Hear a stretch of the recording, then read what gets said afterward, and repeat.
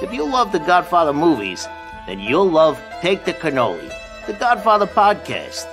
Each week, we take a few minutes to talk about anything and everything Godfather, including business and leadership lessons from the Godfather. Here's your consigliere, Lou Bortone. The Godfather Podcast, Episode 7, The Meeting of the Five Families. I hope that we could come here and reason together. One of my favorite scenes in The Godfather also contains some of the best leadership lessons of the Corleones.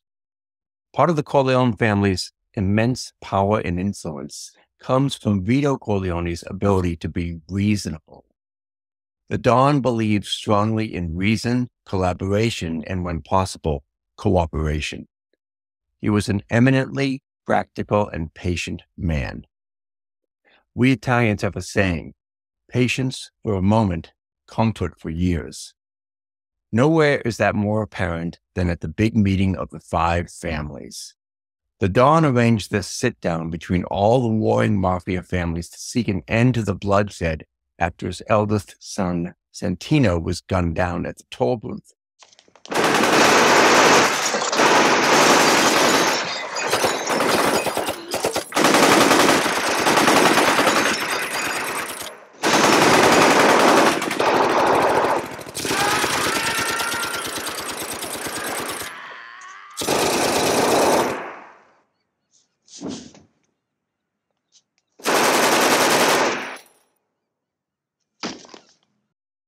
This war ends now, the Don tells his consigliere Tom Hagen. One of the things to note about this amazing scene in the movie was that it was held at a typical corporate boardroom. As we see the heads of the families around that big oak conference table, you realize that it could be a board meeting for any big corporation, whether it's a big banking company or a traditional Fortune 500 company. Now that setting was intentional. Part of Francis Ford Coppola's attempt to make the Godfather movie a metaphor for capitalism in America. Coppola wanted to show that corporate greed was pretty much the same as criminal greed. Maybe corporate greed's even a little worse because at least the Mafia had a code of loyalty and honor. This scene was shot in the boardroom of the Penn Central Railroad above Grand Central Station in New York City. The exterior shots were filmed at the Federal Reserve Bank of New York. Very corporate indeed. Again, Coppola's subtext here is that the Mafia is just another business like any powerful American corporation. But back to the scene where the five families come together to discuss a truce. Let's watch the scene and observe how Don Vito Corleone calmly and modestly appeals to reason. Don Bassini, I want to thank you for helping me organize this meeting here today. And also the other heads of the five families. New York, New Jersey. Carmine Cuneo from the Bronx and Brooklyn. Philip Tattaglia from Staten Island. We have with us Victor Strachey and all the other associates that came as far as from California, Kansas City, and all the other territories of the country. Thank you.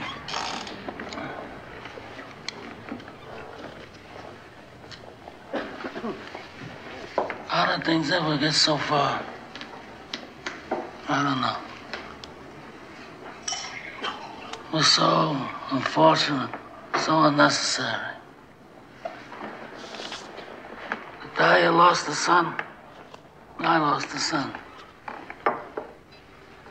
We're quits. And if Natalia agrees, then I'm willing to let things go on the way they were before. We are all grateful to Don Corleone for calling this meeting. We all know him as a man of his word. A modest man. He'll always listen to reason. Yes, Don Barzini. He's too modest.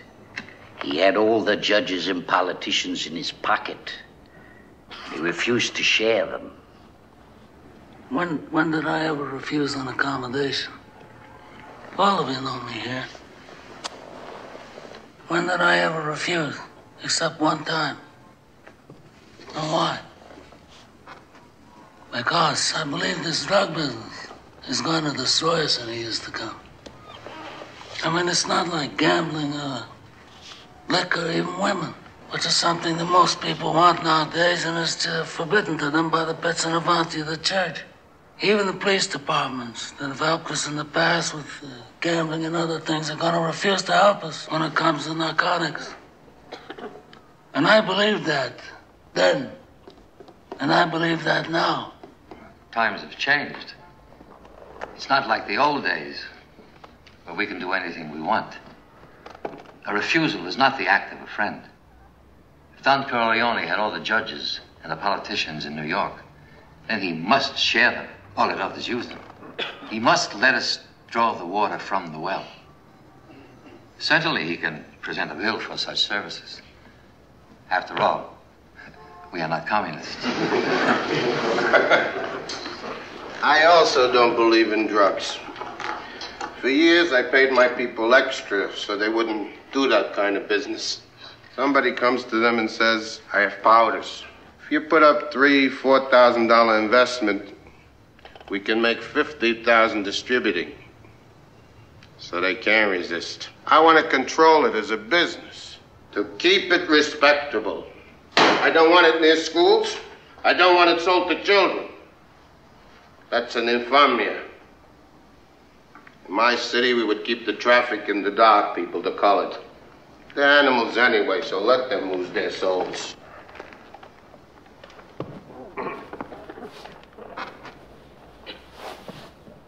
I hope that we could come here and reason together. And as a reasonable man, I'm willing to do whatever's necessary to find a peaceful solution to these problems. Then we are agreed. The traffic in drugs will be permitted, but controlled. And Don Corleone will give her protection in the East, and there will be the peace. But I must have strict assurance from Corleone. As time goes by and his position becomes stronger, will he attempt any individual vendetta? Look, we are all reasonable men here. We don't have to give assurances as if we were lawyers. You talk about vengeance. Is vengeance going to bring your son back to you? Or my boy to me? I forgo the vengeance of my son. But I have selfish reasons. My youngest son is forced to leave this country because of this Salazzo business. All right, I have to make arrangements to bring him back here safely, clear of all these false charges. But I'm a superstitious man.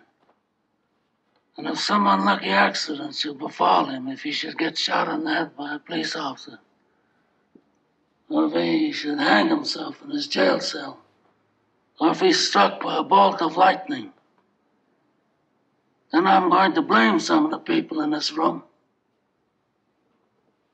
And that I do not forgive. But that aside, let me say that I swear on the souls of my grandchildren that I will not be the one to break the peace we've made here today.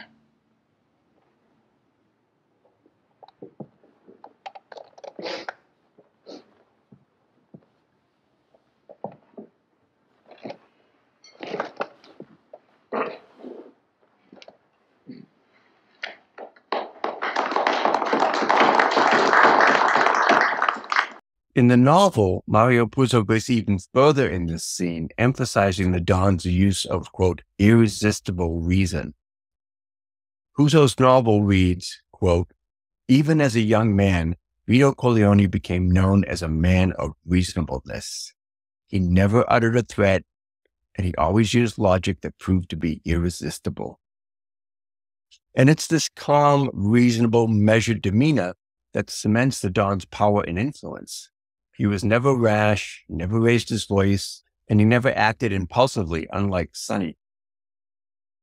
There was never any ranting and raving from Vito Corleone, or for that matter, Michael Corleone, who likewise never showed his anger.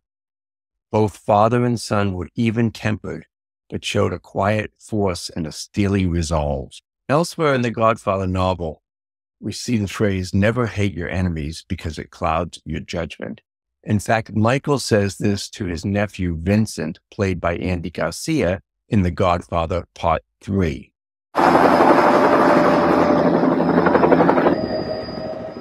I'd like to take Joey Zaza for a ride in this. Joey Zaza is nothing. He's a small-time enforcer. He bluffs, threats, nothing. You'll be able to see him coming a mile away. We should go! Never hate your enemies. It affects your judgment. Here's where we as business owners can learn from The Godfather. Using an even-handed, rational, and reasonable approach is simply good business. Now back to the meeting of the five families in the original Godfather movie. Don Corleone swears that he will not be the one to break the peace that the families brokered that day. Of course, the Don had bigger, more visionary long-range plans. As always, he was thinking 10 steps ahead of everyone else. But he knew he had to bring Michael home from Sicily in order to keep the Corleone dynasty alive and thriving. There's a deleted scene that was shot for the movie but didn't make the final cut. In this deleted scene, more explanation is provided about what the Don was really planning during the meeting with the five families. It's a short scene between father and son, but it's very telling. So let's take a look at this rare outtake from the original Godfather movie.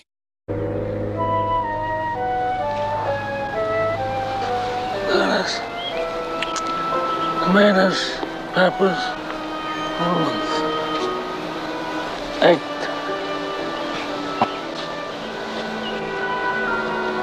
Perfecto. Pop, Beautiful. what about Sonny?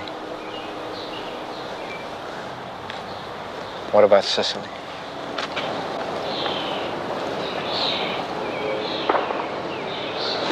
I swore that I would never break the peace.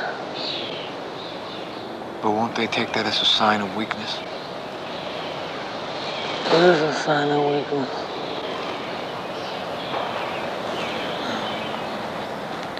You gave your word that you wouldn't break the peace. I didn't give mine.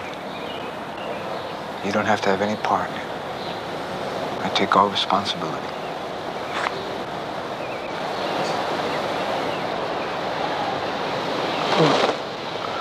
We have a lot of time to talk about it now. This scene sets up Michael's eventual revenge for Sonny and plants the seeds for the movie's bloody climax. We'll look at that and more rare deleted scenes in the next episode of Take the Cannoli, the Godfather podcast. Until then, please share this podcast and spread the word. You'll have my undying loyalty. Ciao for now. Thanks for listening to Take the Cannoli, the Godfather podcast with Lou Bortone. Join us again next time if you know what's good for you. Capiche?